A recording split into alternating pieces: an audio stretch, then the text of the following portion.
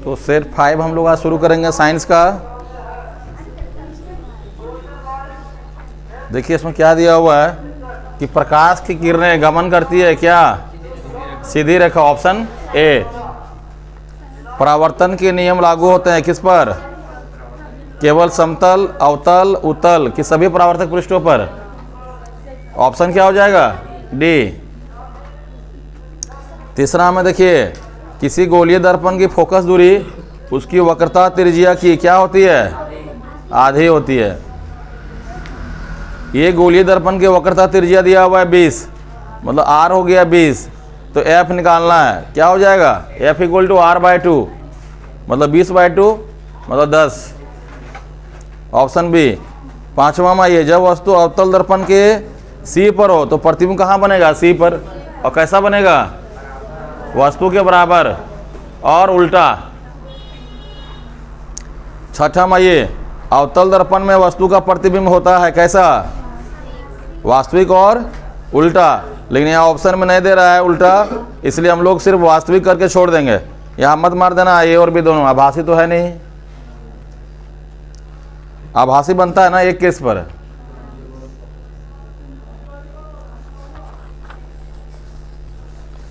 वाहनों के पश्च दर्पण के रूप में किस दर्पण का उपयोग किया जाता है, उत्तल, और हेडलाइट में अवतल, याद रखिएगा उसका। सोलर कुकर में किस गोली दर्पण का उपयोग किया जाता है, 8वां का ये, अवतल। 9, किसी गोलीय दर्पण तथा किसी पतले गोलीय लेंस की फोकस दूरी 15 सेंटीमीटर है, दर्पण लेंस क्या होगा, संभवतः दोनों अवतल होगा। और आ जाइए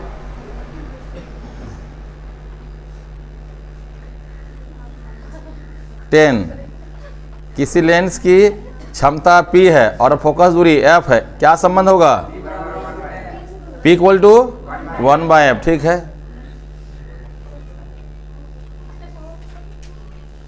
जल्दी 11 नंबर, लेंस का आवर्धन का व्यंजक लिखें, क्या होता है, M equal to V by, और दर्पण का क्या होता है, -B/u। चलिए ठीक है, तो 11 का ऑप्शन क्या होगा, डी। 12 में जाइए, सामान्य दृष्टि के लिए वयस्क के लिए सुस्पष्ट दर्शन की अल्पतम दूरी क्या है, 25 सेंटीमीटर, थोड़ा भाषा लिखा ज़्यादा, हिंदी जैसा लिखा हुआ है। 13, नेत्र के द्वारा किसी वस्तु का कैसा प्रतिबिंब बनता है, वास्तविक और, ऑप्शन ए।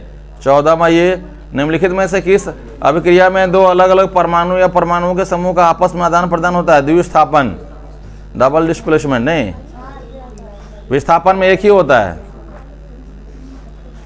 15 में, रासायनिक अभिक्रिया को संतुलित किस नियम के आधार पर किया जाता है, द्रव्यमान संरक्षण के नियम के आधार पर, ऑप्शन ए। 16 में ये, अपचयन में क्या होता है, ऑक्सीजन का वृद्धि होता है। 17 में दिया हुआ है, पदार्थ X के लिए X के विलयन का उपयोग सफेदी करने में होता है, X का क्या नाम होगा, कैल्शियम हाइड्रोक्साइड। धातु के ऑक्साइड की प्रकृति क्या होती है, क्षारीय, ऑप्शन बी। यहाँ पर देखिए फिगर दिया हुआ है, ये दिया गया चित्र क्या दर्शाता है, सांद्र अम्ल क्षारक वाले बर्तनों में लगा चेतावनी। 20 में आइए, क्षारक जल में घुलकर कौन आयन प्रदान करता है, ऑप्शन बी। 21 नंबर में आइए, अम्ल धातु के साथ प्रतिक्रिया करके कौन सी गैस निकालती है, हाइड्रोजन गैस, ऑप्शन ए। 22 में आइए, क्लोर क्षार प्रक्रम से किस पदार्थ का निर्माण होता है, सोडियम हाइड्रोक्साइड, ऑप्शन ए।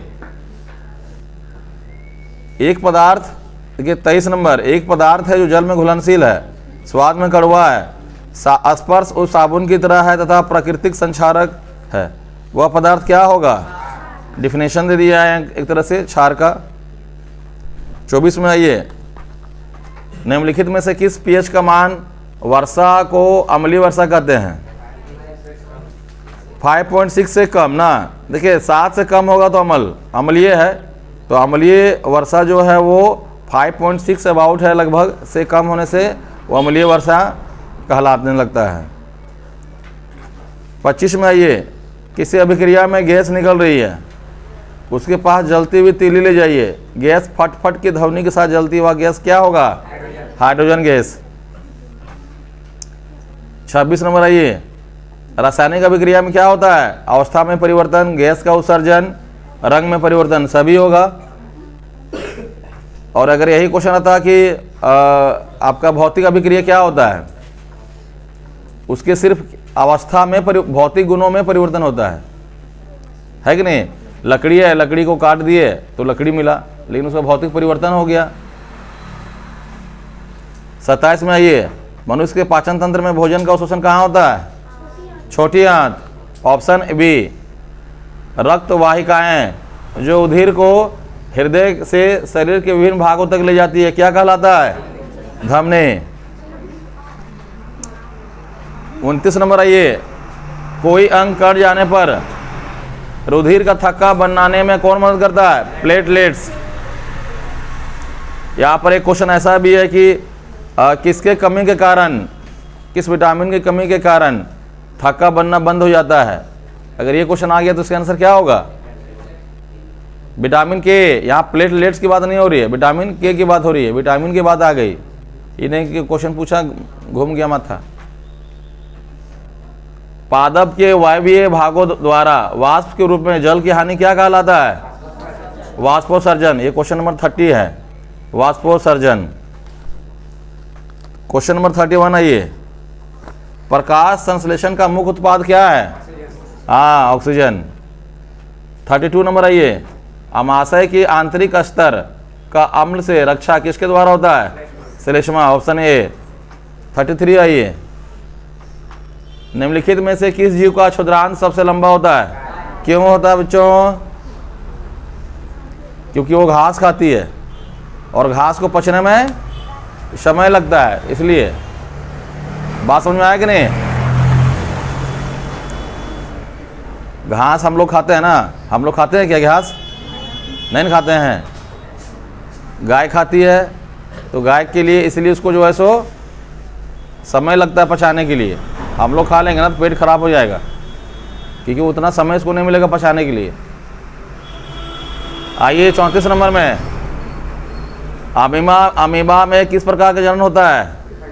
विखंडन। Option A. 35 में आइए, परतन, कलम, रोपण इत्यादि किस प्रकार की जनन की विधि है? कायिक। Option B. 36 में आइए, निम्नलिखित में कौन पादप का मादा जनन अंग के भाग हैं? अंडाशय।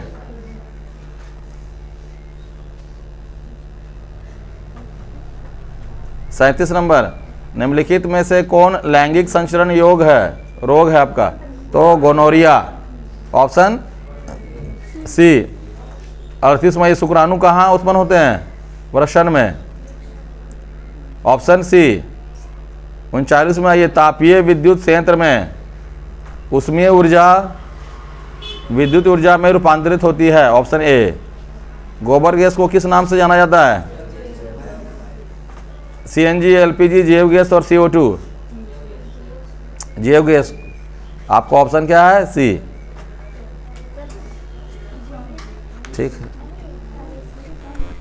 अच्छा, सेकेंड का देखिए बच्चों, ऑप्शन होगा डी, है ना, लेकिन हम लिख दिए यहाँ पर बी, ये गलत है।